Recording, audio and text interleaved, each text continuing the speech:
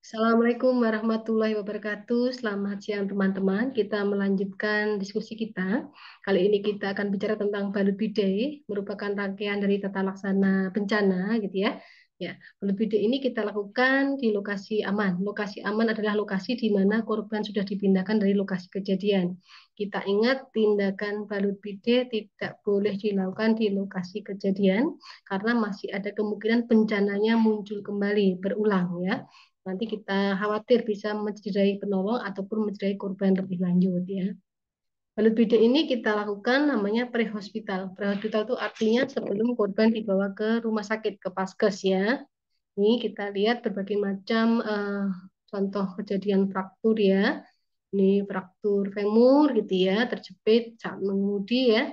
Kemudian ini kita lihat ada bidai dipasang ya, sepanjang dari tulang paha sampai kaki bawah pasang bidai ya.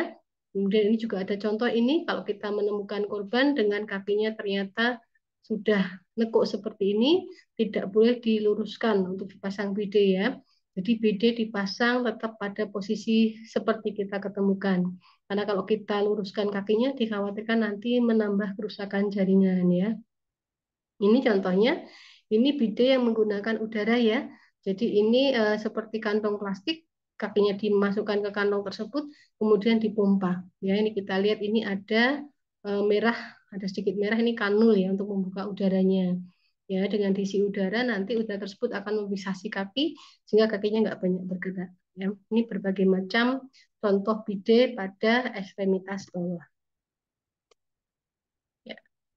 Apa tujuan pembalutan ya? Sebelum dibidik tentunya dibalut dulu gitu ya, lukanya ditutup dulu supaya tidak terkontaminasi mikroorganisme ya, mengurangi resiko infeksi. Kemudian menekan pembuluh darah sehingga menghentikan perdarahan ya. Kemudian perbaiki suhu tubuh. Nah, ternyata balut itu bisa membantu menjaga suhu tubuh karena kalau suhu tubuh pasien yang mengalami perdarahan, trauma itu nanti suhunya akan ngedrop, akan turun ya, akan turun, kemudian mempengaruhi fungsi jantung dan paru-paru. Sehingga kalau kita pasang balut, pembalut ini nanti suhu tubuhnya akan terjaga, sirkulasinya akan tetap diharapkan tetap baik ya, tidak drastis, tidak cepat sekali turunnya ya.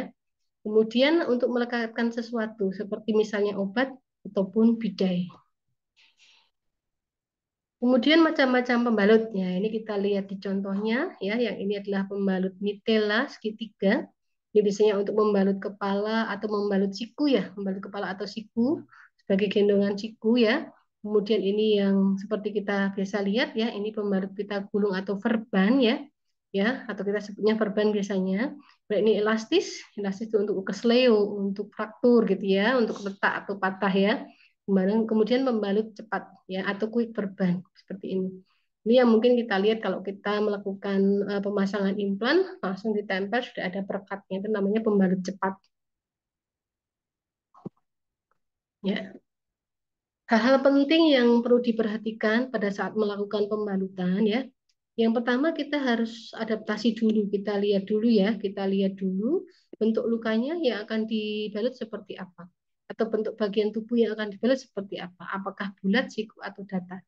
Ya, karena nanti menentukan jenis pembalut yang akan kita pilih ya. Kemudian juga menentukan teknik pembalutannya ya. Kemudian balutan harus bersih, tidak ada kotoran yang melekat. Nah, sebaiknya pembalut ini paling tidak di DTT ya untuk meminimalisir resiko infeksi ya. Kemudian membalut seluruh permukaan luka, ya, membalut permukaan luka. Kemudian dalam membalut jangan terlalu kencang karena akan menekan pembuluh darah, nanti menghentikan aliran darah. Jaringan yang tidak dapat aliran darah akan mengalami iskemik ya. Kemudian nekrosis ya. Kemudian bila harus mengikat, simpulannya itu diusahakan datar, jangan terlalu menonjol ya, jangan terlalu jendol, jangan di atas luka karena akan menekan lukanya. Kemudian jika setelah dipasang pembalut kok timbul rasa kebal, mati rasa, kesemutan atau kulitnya teraba dingin, ini berarti kita terlalu ketat pembalutannya sehingga aliran darahnya berkurang yang ke bagian tadi. Ya, aliran darah berkurang ditandai dengan tadi ada rasa kebas atau kebal, kesemutan, kemudian teraba dingin ya. Maka kita perlu mengendorkan dan memperbaiki balutannya. Kemudian sebelum dibalut luka terlebih dulu dibersihkan ya. Kita bisa menggunakan NaCl garam fisiologis ya. sifatnya steril dia ya, bisa membantu membersihkan luka, tapi tidak mengganggu pada keseimbangan elektrolit jaringan. Ya. Kemudian prinsip pembalutan atau balut tekan ini untuk melakukan penekanan lokal terhadap pembuluh darah yang cedera tentu saja dengan menggunakan kasa yang digumpalkan menjadi padat atau kita sebut dengan tampon ya, tampon gitu ya, yuki ya. Kemudian tekan selama 3 sampai 6 menit. Ya, kalau luka itu kita tekan, otomatis di ujung pembuluh darahnya akan terbentuk gumpalan. Gumpalan ini akan membantu untuk menghentikan aliran darah keluar. Ya, tahap pembalutan, bersihkan dulu luka dari darah yang kering ya, kemudian kotoran dari luar, kemudian sisa jaringan yang mati yang masih melekat. Kita bersihkan, kalau perlu digunting, kemudian dibersihkan menggunakan cairan NaCl. Nah, ini bisa air bersih, matang, Aquades ya. NaCl, Aquabides juga boleh, Rivanol juga boleh, tapi jarang dipakai lagi yang Rivanol ya. Kemudian povidone iodin harus dihilangkan ya. Povidone iodin ini atau betadine ini justru mengganggu pertumbuhan sel baru. Jadi betadine sebenarnya tidak lagi dianjurkan. Apalagi untuk perawatan luka, kalau dia menggunakan betadine, nanti apa namanya pertumbuhan mukosa barunya akan terhambat. Justru lukanya tidak akan sembuh. Memang terlihatnya bersih karena mukosanya langsung terambil semua di betadine, tapi justru itu menunjukkan bahwa mukosanya tidak tumbuh dengan baik, pergantian jaringannya kurang baik. Maka betadine tidak lagi dianjurkan ya. Ini tindakannya tekan langsung luka dengan pembalut, ya, kemudian meninggikan anggota tubuh lebih tinggi dari jantung. Ini kita ingat pokoknya sumber perdarahan tidak boleh lebih rendah atau sama datar dengan jantung. Kita melawan gaya gravitasi supaya darah dari jantung tidak mudah masuk ke sumber perdarahan tadi ya, mengurangi jumlah darah keluar. Kemudian menilai perdarahan. Menilai perdarahan, jika setelah dibalut ternyata kok masih ada perdarahan, maka diberi balutan tambahan ya. Tekan ulang secara langsung juga bisa kalau darahnya masih banyak. Ya, ya ini pertolongan umumnya, lihat dan teliti asal perdarahan ya. Telaah apakah ada darah yang robek atau putus ya. Kalau perdarahannya kenceng, itu ya, artinya dia memancar, cari arterinya, cari nadinya kita tekan ya, karena arteri ini kan sifatnya dia memancarkan darah yang mumpah, gitu ya. Kemudian baru tekan ya, baru tekan. Kemudian torniket untuk life saving ini dipasang hanya boleh pada ujung ekstremitas, pada bagian atas ekstremitas yang memang sudah rusak. Tapi kalau ekstremitasnya masih utuh, kita tidak boleh memasang torniket ya di atas luka karena justru akan menghambat aliran darah ke dalam jaringan ekstremitas ini. Dan itu akan menyebabkan iskemik, kerusakan jaringan, ya, saraf, otot, dan sebagainya. Ini kan bagian yang terluka atau sumber perdarahan, ya. Kemudian jangan lupa ABC. Seringkali kita lebih pantau pada luka yang terlihat jelas, gitu ya. Tapi kita lupa bahwa ABC ini juga lebih penting. Maka sebaiknya penolong tidak hanya satu orang, satu fokus ada di luka ya, balutnya 2 orang nanti di pembantuan CPR. 1 korban, 3 penolong harusnya ya. Nah, ini sumber perdarahan lebih tinggi dari jantung, meraba arteri ya, menekan arterinya. Oke, ini diberikan penekanan dengan balut ya. Dibuluki ya ini ya, kasa yang dijadikan satu, tampon.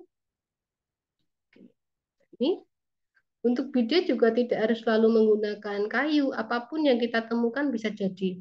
Bisa jadi pipa seperti ini, bisa jadi kayu, bisa jadi nanti sandal mungkin ya. Bisa jadi kalau jari yang fraktur nanti menggunakan jari di sebelahnya juga bisa. Ya, jadi bisa menggunakan alat di luar tubuh manusia atau kita menggunakan organ tubuh atau bagian tubuh lain untuk membantu membidai. Ya, ini balut kepala tekniknya ya. Dibalut bebat dulu atau pakai perban tadi ya, kemudian pakai Nutella yang segitiga tadi dipasang. Ya. Ya, perlukaan pada jaringan lunak ya. Perlukaan pada jaringan lunak ini bisa pada luka tertutup atau terbuka ya. Ya, tertutup ini biasanya dia hematom lah kalau kita tahu ya. Hematom, memar ya. Kalau terbuka jelas kulitnya terbuka ya. Nah ini. Luka terbuka terhadap pada jaringan lunak, ya rusaknya kulit sertai jaringan bawah kulit. Kalau tertutup, jaringan lunaknya rusak, ya ototnya rusak, tapi kulitnya tidak mengalami kerusakan. Biasanya kalau yang jaringan yang luka tertutup ini karena benturan dengan benda tumpul, ya. Ya, ini akibat dari luka tentu kita tahu perdarahan pasti ada rasa nyeri, shock, ya, kematian jaringan, infeksi sampai dengan meninggal. Kalau perdarahannya itu banyak, juga kemungkinan meninggal bisa juga karena shock inflamasi gitu ya, shock inflamatori. Ini macam-macam luka ya. Ini luka pada telapak tangan, ini kulitnya mengelupas ya. Ini kakinya mungkin tertusuk sesuatu.